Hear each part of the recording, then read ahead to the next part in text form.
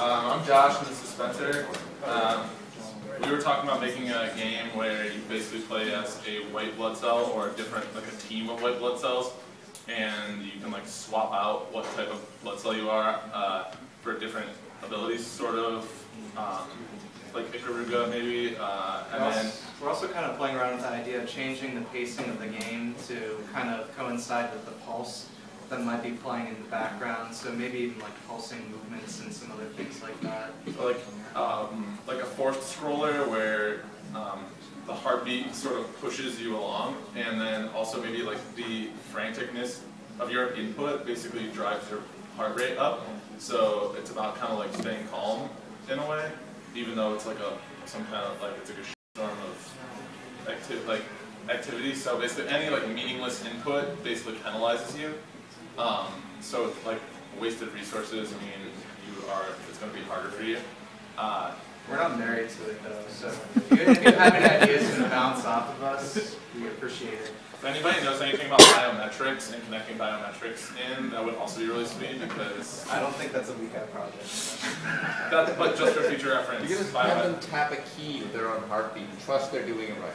Right, well, yeah, we talked about a tap tempo, but... well, the tapping would be adjusting the heartbeat as they were doing it, though. So yeah, that's pretty much, you know, you got like leukocytes, monocytes, yep. They all got different jobs. Yeah, that's it. What tech? What sort of tech? What sort of tech? Yeah. Well, Construct 2 is the only thing I know, and so I'm forcing Spencer to use that. I really want to make it tablet compatible. He really doesn't want to, so we're going to have a arm wrestling match later on.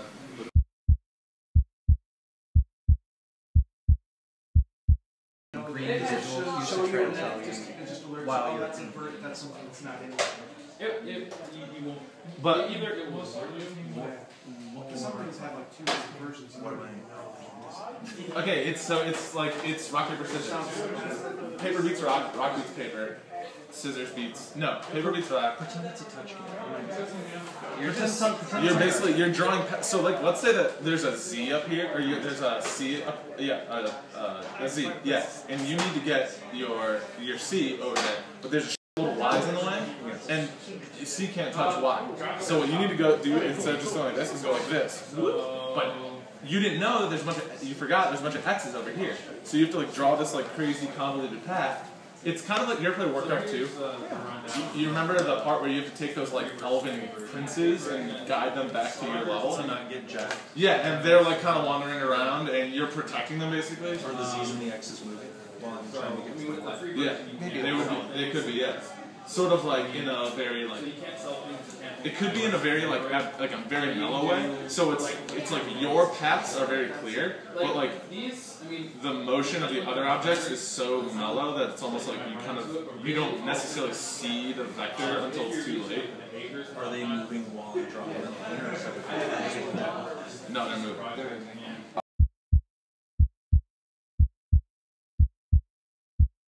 It's like conditions. So it's based on like if this and this, yeah. It's pretty, so you can say that same And then basically, if you make each layout. Okay, so pause right there. So what I just wanted to show is sorry, did you get your question answered? Yeah.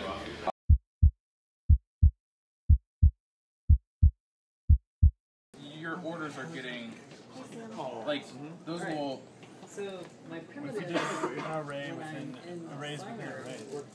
I mean, you could do something like that. I'm just trying to get like what are these? Maybe how if I Vanishing. They're going to the 0, 0, 0. what's the purpose of these? Like they're paths. They're like paths for objects to follow. So you draw a path and it follows the path. oh, okay. You know? I know about things. It doesn't have stacks. Something. A stack? You could make it. You could simulate a stack with an array. Like we've got that taken. We've got the thing of multiple paths taken care of by just saying only look at these that have this matching value.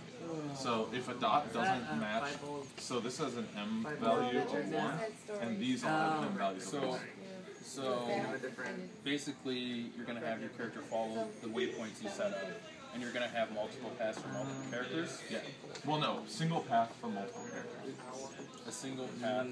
They travel along one. Well, that's kind of like the big question. Like a single file code. So you'll have. So every Oh, you have like bring up the screen. Sam, So where every are single the time you beats? touch this and start What? dragging, Where it's going to do you make a set new the path and a new object. Does And this that stay object's in going to that follow much? that path. But say when it's on that path, if you Oh, 'cause touch it was and drag running in, it's going to make a second And object. there's and a no second animation path. in And a So then you you'll have- interfere with each other. file. So you have one path. So what you want to do is on your event where you're creating each one of those. 0 points as your animation. Yep. Got it. Creating each one of those dots. Yep. You'll use an array and store. Thanks, Rather Sam. than worrying about the UIDs and whatnot, whenever you place one of those down, store those coordinates in an array. And this, the first object will reference that first array. Create a second array. Store the array. I forget how arrays work. Do you store them in objects? No, they're just they are like a globe. It's basically like a spreadsheet.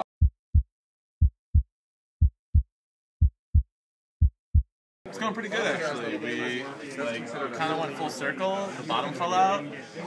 We had a bunch of crap that wasn't cool. Yeah. We found out what was fun. We got rid of everything else, and then we kind of loop back around, and we're back on the theme. Cool. I guess it's going pretty good. All right. Yeah. Sounds like things just fell into place. Nice. Sort of, yeah. They fell. That's for sure.